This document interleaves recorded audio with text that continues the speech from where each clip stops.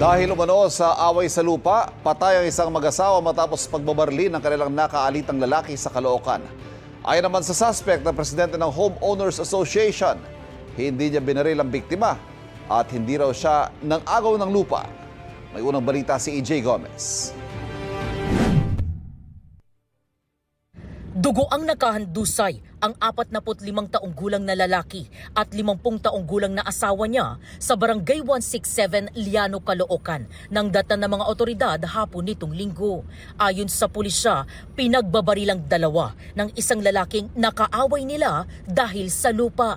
Nag-aaway-away po sila doon sa mga parcel ng lands po roon. Itong excess lot na to is mga rights lang to. And yung suspect natin is accordingly is presidente ng Homeowners Association po. Parang gustong kunin yung lupa ng mga biktima. At doon nga po sila nagkaroon ng sagutan at pinagbabaril niya po yung mag-asawa po. Bago yan, narinig sa CCTV ang ilang putok ng baril at sigawan ng mga tao sa lugar.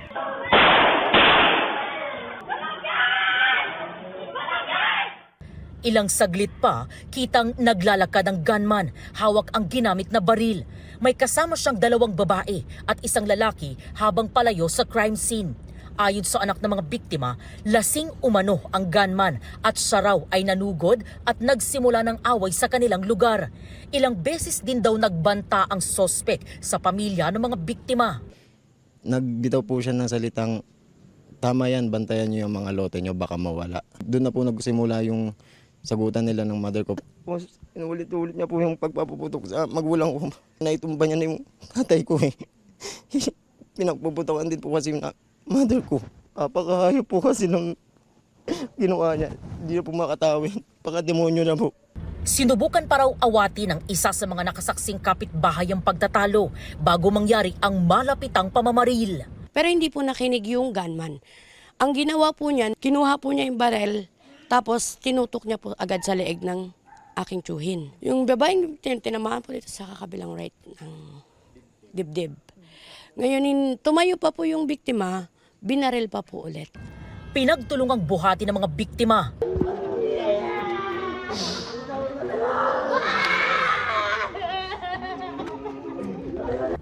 Sa follow-up operation ng Caloocan Police, naaresto ang 64 anyos na sospek.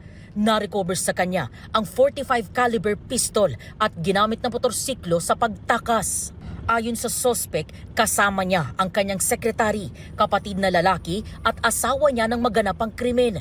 Mariing itinanggi ng sospek ang pamamaril. Nagkaagawan daw sila ng baril ng mga biktima.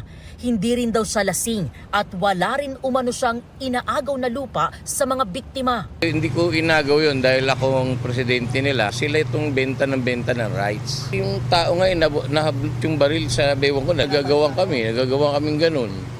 Unang putok tumama sa babae. Nakakalungkot mong isipin, talagang sobrang nagdaramdam ko rin dahil buhay yun nawala.